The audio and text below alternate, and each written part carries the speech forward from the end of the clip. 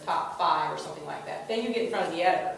You know, it's not until you're in the top 5 that you get in front of the editor.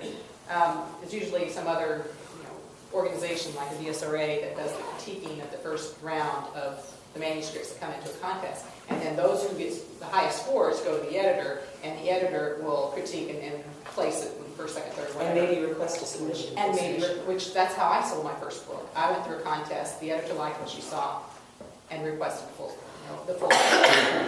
But I hadn't been ready to submit it. She also won the Golden Heart, RWA's Romance Writers of America's Golden Heart for that book, which that's like the unpublished Oscars for RWA. The Ritas are the published authors, and it's like the Oscars for them.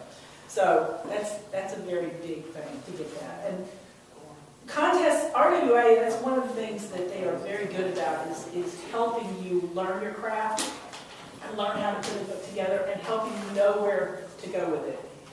What makes me laugh about that is that a lot of people will turn their nose up at romance, but Romance Writers of America is one of the best organizations I've been involved with for helping their members to learn and grow in the publishing industry. I don't care if you're writing romance or not. Oh yeah. They teach you about the publishing industry. And I've seen people like, do you know who Barry Eisler is? He goes to the romance writers conventions because, and he doesn't write suspense. He writes suspense. He goes to the romance writers conventions because he knows, number one, we're 58% of the paperback market, and two, because we have the best resources out there to teach you about the publishing industry. So, I mean, even if you're not going to write romance, it would behoove you to join Romance Writers. But we can talk about rejection, though, as a follower. Yeah, sorry. Yeah, we're Stats and acceptance, yes, stats. they're off the top of my head. Okay. Did we finish up with what's in the story? Mm-hmm. Yeah. Conflict, story structure, flesh, and Yeah. Okay. Where to send your manuscript? All right, we've got agents, traditional publishing, e-publishing, self-publishing, and then there are short story markets. Agents.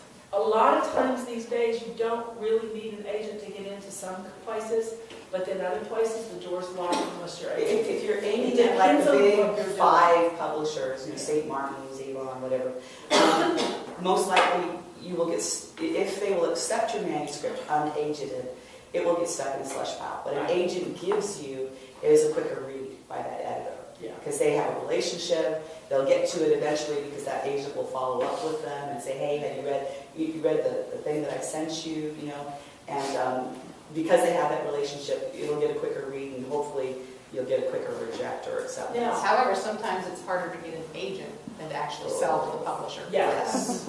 Yeah. Yes, sometimes Well, it's harder. And it's worse to have a bad agent than no agent at all, because you could have an agent. I've had friends who've had agents who made them revise their book so much, and it took like 3 years for them to revise the first project that they submitted to them. And they could have been published at that point. Hey, you should have cut your losses at that point and maybe submit it to somebody else, because that agent is just, they're trying to get you to be Miss Perfect or whatever, but it's not getting you read. And the thing is, an agent isn't the one who actually buys your book. It's the editor, and that's who you want. And so everything's subjective. Sure, the agent probably has an eye for what the market will handle, but they also probably, a lot of times agents are even more inside that box, that you have to be within this, when we talked about cross-genre marketing, well, they'll be even more inside that box because they really have a tight view of what they can sell to a publisher. And agents, if you get an agent who buys you, who accepts you, and the agent wants you to rewrite everything, then my question would be, why did you accept me in the first place? If you really didn't like what I was writing, why did you accept me in the first place? But there's also the other side of that is that maybe they're helping you to hone it. So that it depends on the revisions. Yeah, it depends on the I've seen it revisions. both ways. If they just want you to tweak it up and clean it up, then that's good. If they're wanting you to do massive rewrites, then what was it about the book that you liked? It's just, if you have something that you think is going to be something that you want to target directly at one of the big publishers in New York, then yes, you'll need an agent.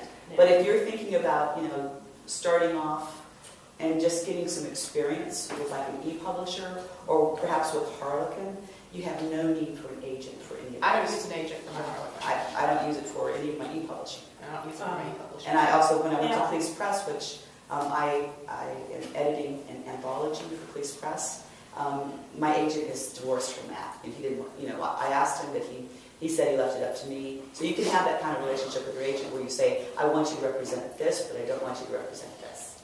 And an agent generally takes 15% Yeah. of your royalties. If they ask for more, I question. Now, Oh, and you if have they to find ask an you to agent pay up front, you Run. No. Run. in a heartbeat as fast as you It's can. a scam. Okay.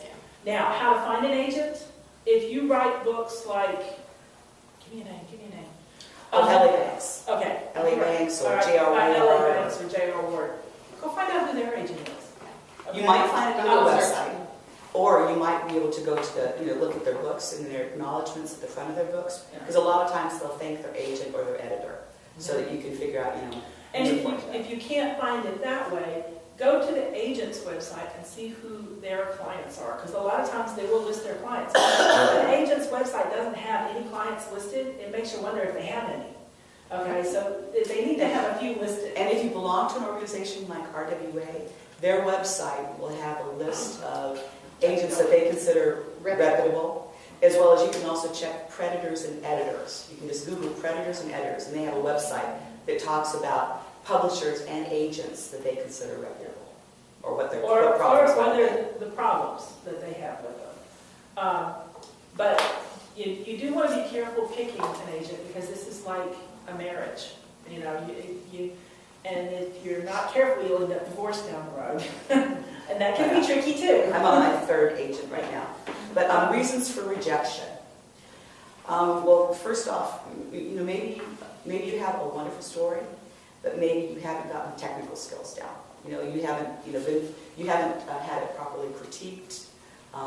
Edited up front, your own self-editing. There's all kinds of self-editing books out there.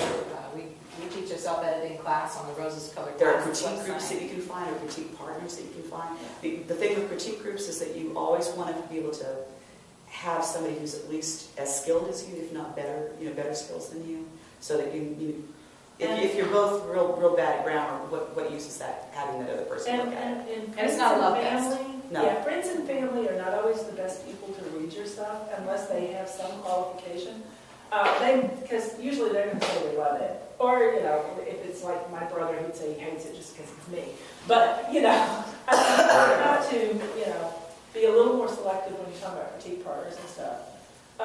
Because you want it clean. You want it as clean as you can get it. You want the grammar to be good. And you want. Yeah, Let's just you say do. those two. And even, okay, I'm very skilled, okay, and I run a critique group, and so I know I have pretty good critique skills. But when I went after my dream publisher, I hired a professional editor to go through my manuscript to find all the little things that I couldn't see the first round, okay? And so there's options like that. I would be careful, ask somebody who actually knows. I mean, rather than go online and Google, I want an editor, because you'll get all kinds of scam artists out there. Yeah, and see, that's where we come back to. We keep talking about RWA being a good place. Any kind of organization where you can do networking, that they can go, oh, did you hear about such and such and the scam they were running? Or, it gives you that information and helps you watch your back. But yeah, the technical parts of writing, I will tell you, people have been bought who have really crappy grammar simply because their story just shone right through, and the editor saw it and said, "This is amazing." I can forgive that. But you have to think too. You've got like thousands of submissions. Unless that thing just shone like the next Harry Potter book, okay? Unless it's shown like that, they're not going to take the time, because an editor's time is very valuable, and they don't want to spend all of that teaching you grammar. All right.